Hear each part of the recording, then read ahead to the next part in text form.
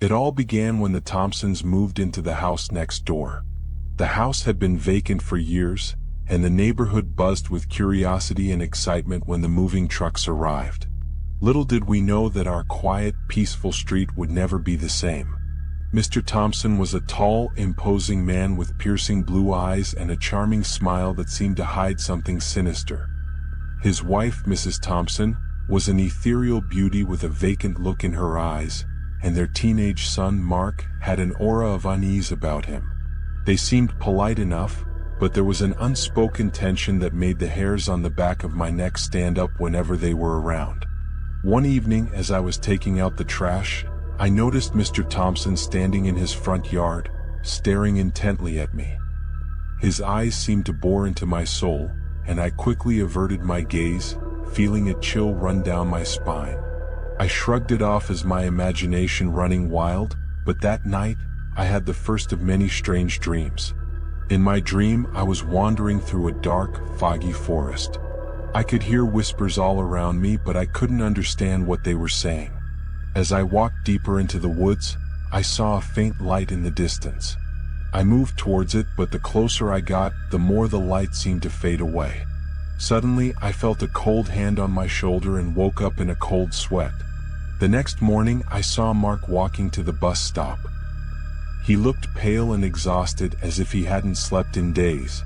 I wanted to ask him if everything was okay, but something in his eyes stopped me.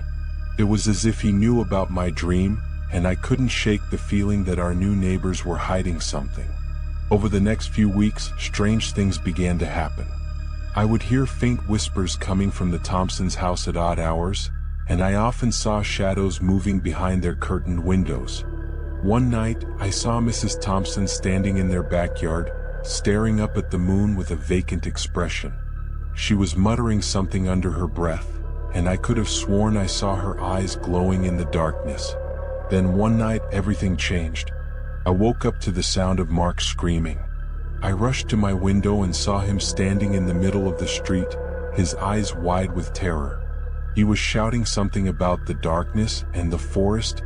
I ran outside to help him, but before I could reach him, Mr. Thompson appeared and dragged him back into the house. From that night on, the whispers grew louder, and the shadows seemed to close in on me. I could feel something watching me, waiting for the right moment to strike. My dreams became more vivid and terrifying, and I started to see the Thompsons in them. They were always there, lurking in the shadows, their eyes glowing with an unnatural light.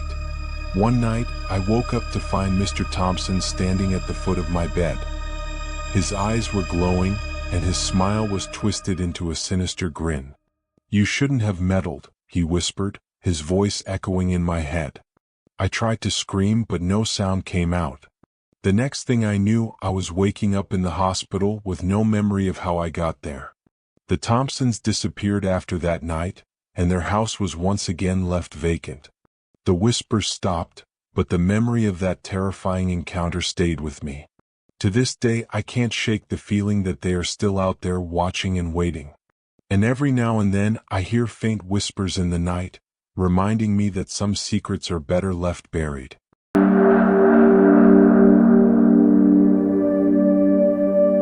It was just another late shift at the diner, the kind that left me exhausted but grateful for the extra cash.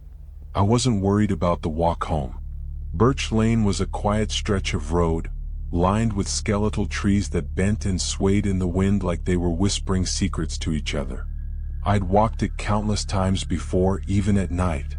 But that night was different. It started with the shadows. I was halfway down the lane when I noticed them.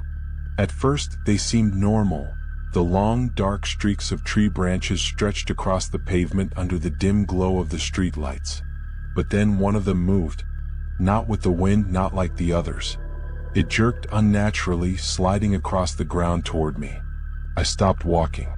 My heart hammered in my chest as I squinted, trying to convince myself it was a trick of the light.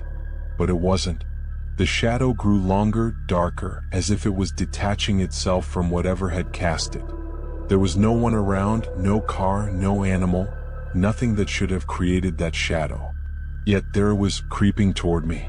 I took a shaky step back, clutching my bag tighter. My breath came in short gasps, visible in the chilly night air. The shadow stopped moving as if it was waiting for me to decide what to do. Then it twitched, no lunged. I turned and ran. The sound of my boots slapping against the pavement echoed in the stillness, but I couldn't hear anything following me. Still, I didn't dare look back.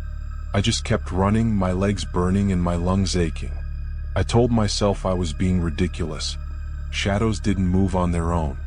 They didn't chase people. But no matter how fast I ran, the feeling of being watched didn't go away. Finally, I reached the corner where Birch Lane ended and my street began. Relief washed over me when I saw the warm glow of my apartment window in the distance. I slowed down, panting, and risked a glance behind me. Nothing. The lane was empty. The shadows were still. I laughed nervously, shaking my head. "You're losing it, Anna," I muttered to myself. Maybe it had been my imagination, or maybe the wind had played some weird trick on the light. Either way, I was just glad to be home. But as I turned back toward my building, I froze. There, standing under the flickering street light at the edge of Birch Lane, was a figure. It wasn't a person, not exactly. It was a silhouette, pitch black, darker than any shadow I'd ever seen. It didn't have a face, but I could feel it staring at me. I wanted to scream, to run, but my body wouldn't move. My legs felt like lead and my voice caught in my throat. The figure tilted its head almost curiously, and then it stepped forward. It didn't walk like a person. It glided, its body stretching and twisting unnaturally with each step. The closer it got, the colder the air around me became. I tried to back away, but my feet wouldn't cooperate. All I could do was watch as it reached out an impossibly long arm toward me. And then, nothing. I woke up on my couch, drenched in sweat, my heart racing. My bag was on the floor beside me, the diner receipt sticking out of the top. It was morning now, sunlight streaming through the curtains.